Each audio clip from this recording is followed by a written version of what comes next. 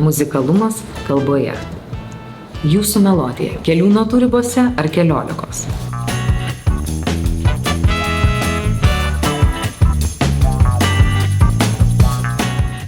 Bijoti yra normalu.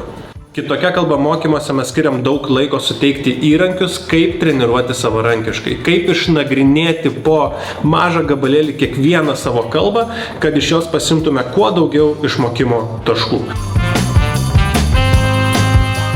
Pasiruošęs kalbėtojas yra stiprus kalbėtojas.